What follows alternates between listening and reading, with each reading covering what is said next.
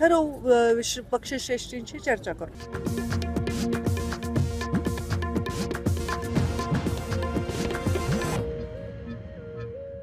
भाऊ, काय सांगणार मुंबई क्रिकेट असोसिएशन निवडणुकीसाठी शिवसेना उद्धव बाळासाहेब ठाकरे पक्षाचे सचिव आणि आमदार मिलिंद नार्वेकर यांनी मुख्यमंत्री देवेंद्र फडणवीससोबत फोटो टाकलाय, बॅनर बाजीबाई केलेली आहे, काय म्हणणार? मला असं वाटतं याच्यात काही हरकत नाही। तसंही उद्धव बाळासाहेब ठाकरे जो पक्ष आहे तो नेहमी मोदीजींचा फोटो लावूनच निवडणुका जिंकल्या आहे। 2014च्या निवडणुकीत असो किंवा 2019च्या लोकसभेच्या आणि विधानसभेच्या निवडणुकीत असो, मोदीजीचा फोटो लावून माननीय देवेंद्रजींचा विकास कामं दाखवूनच हे नेहमी निवडून आले।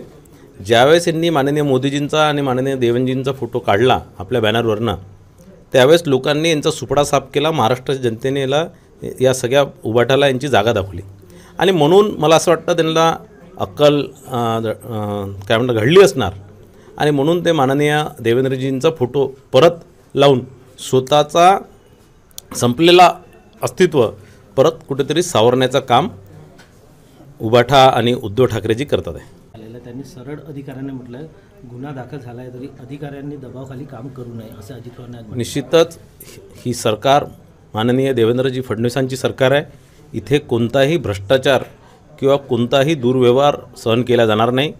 ते कोणीही असणार, आम्हीसुद्धा असलो, आम्हालाही या प्रकारच्या स्ट्रिक्ट सूचना आहे की कोणताही सत्तेचा गैरवापर आपल्यातर्फे झाला नाही पाहिजे आणि अधिकाऱ्यांना या प्रकारच्या सूचना माननीय मुख्यमंत्री देवेंद्रजी फडणवीस, माननीय उपमुख्यमंत्री अजितदादा पवार, माननीय उपमुख्यमंत्री एकनाथ शिंदे साहेब या तिन्ही नेत्यांकडनं संपूर्ण महाराष्ट्रातल्या सर्व विभागाच्या अधिकाऱ्यांना या सूचना आहे। कोणाच्याही दबावामध्ये येऊन अनैतिक काम, कायद्याच्या बाहेरचे कामं असे कोणतेही करू नये या सूचना आहे आणि तसं अधिकाऱ्यांनी त्याचं उल्लंघन करू नये।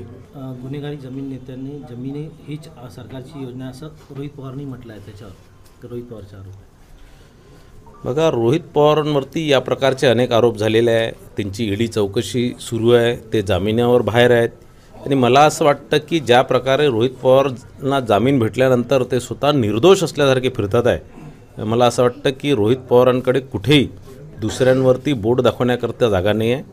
कारण मी रोहित पवारांना एकच सांगणार, जो कांच के घर में रहते हैं वो दूसरों के घर पे पत्थर नहीं फेंकते।